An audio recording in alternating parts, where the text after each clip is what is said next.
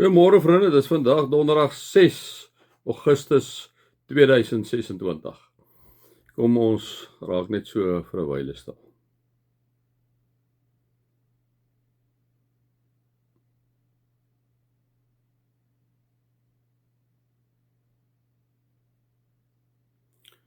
Dankie Here dat U deur die Gees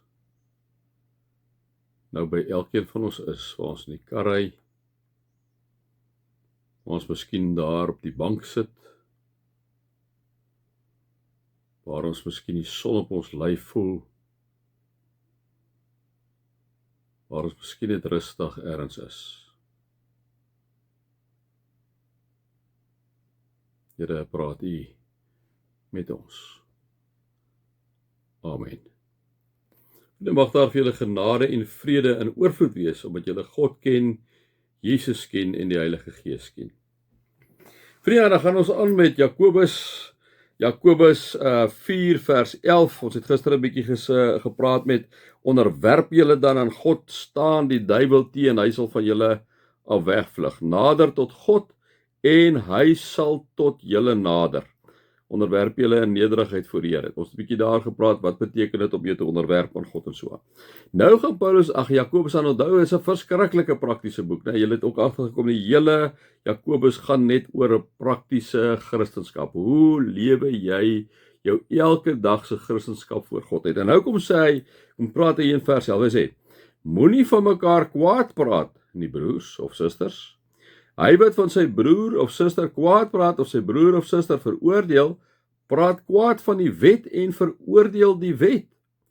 En as jy die wet veroordeel, handel jy nie meer volgens die wet nie, maar speel jy regter daar. Nou waar kom hy nou met die wet vandaan? Nou die samevatting van die wet is: jy moet die Here jou God lief hê met jou hele hart, siel en verstand, en die een wat gelyk staan daarmee, jy moet jou naaste lief hê soos jouself. Hergedefinieer as 'n nuwe wet, vriende, in Johannes 13:34 en 35. Julle moet mekaar lief hê soos Jesus julle het, sodat die wêreld kan sien dat julle my disippels inderdaad is, né?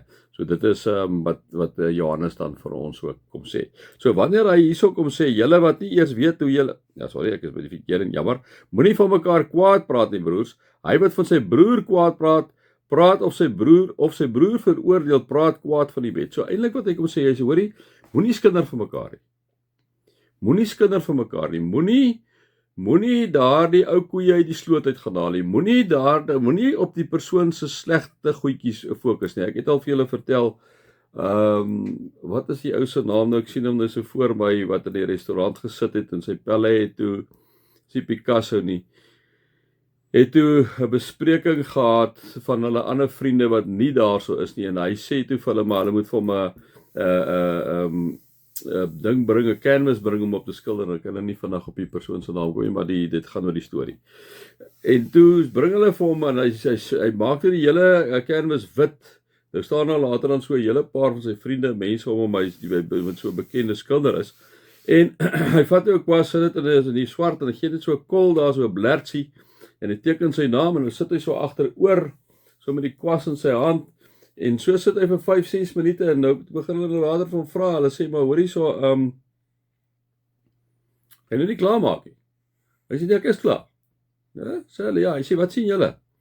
Hy sê, jy het net so 'n blerd swart daar gemaak, is al wat jy gemaak het. Ja, sê nie, hy dink so, hy het gedink is wat hulle dink. Hy sê, hy sien een groot wit gedeelte raak. Nou vriende, baie keer maak nie saak op watter vlak dit is nie. Kan dit so wees dat ek en jy dikwels na daai persoon se 2-3 swart kolletjies, daai goed wat nie goed is in hom, kan ons dit raak sien en ons hamer daarop, né? In plaas van om al die pragtige, mooi gedeeltes in daai persoon se lewe raak te sien. In plaas daarvan om te sien, maar die Here het deur sy Gees lewe eintlik in hierdie persoon, maar hy het so hier en daar het hy 'n kinkel, né? Dis wat hy kom sê. Hy kom sê vir hulle hierso, moenie van mekaar kwaad praat nie. En ek dink dit is 'n algemene reël wat ons miskien moet doen. Ons moet miskien begin kyk vir onsself. Onthou, dit kom ook by die beheersing van die tong en wat ons gesê het hierso, né? Hy's soos 'n klein roertjie en hy's ook 'n klein vuurtjie wat 'n reuse veld aan die brand steek. Ons moenie kwaad praat van ons broer nie. Vriende, kom ons probeer hierdie week, 2 weke wat voor ons lê. Wanneer jy oor iemand praat, praat net mooi oor een. Wanneer jy oor 'n instansie praat, praat net goed oor daai instansie. Kom ons daag mekaar uit. om dit te doen. Moenie van mekaar kwaad praat nie. Hy wat sy broer of suster veroordeel die wet, né? Want as jy jou broer en suster veroordeel of jy nie lekker oor hulle praat nie, dan is jy mos nou nie by die wet nie. En die wet sê jy moet jou naaste lief hê soos jouself. So kom ons daag mekaar uit. Daai persoon wat jy nie van hou nie. Kyk, jy kry iets goeds en sê vir daai persoon, "Jene, ek sien hierdie mooi ding in jou." Maar doen dit sommer in die huisgesin, doen dit in julle huisgesin, doen dit met jou kinders, doen dit met jou vrou, die vrouens met die mans. Fokus 'n bietjie op jou man se positiewe punte. Sê 'n bietjie vir hom, "Jesus, wie jy is eintlik so great, ons is al soveel jaar getroud en jy's nog altyd getrou hierso. Jy is lief vir my, jy's lief vir die kinders." Natuurlik met die mans dan dieselfde wat die vrouens sê, né? Die kinders is die aard van die saak vir die ouers en andersom. Maar kom ons begin dit doen. Weet julle vriende, ek dink die wêreld gaan verander wanneer ons gaan begin om die mooi in mense raak te sien en dit uit te lig. Moenie van mekaar kwaad praat nie.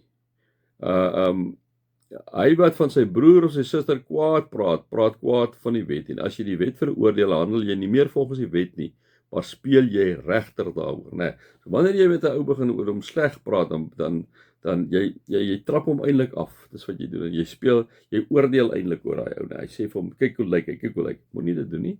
Kom ons help mekaar daarmee en sê, wanneer ons kyk na mekaar, kom ons kyk met 'n positiewe, vanuit 'n positiewe hoek na mekaar en ons sê net wat mooi is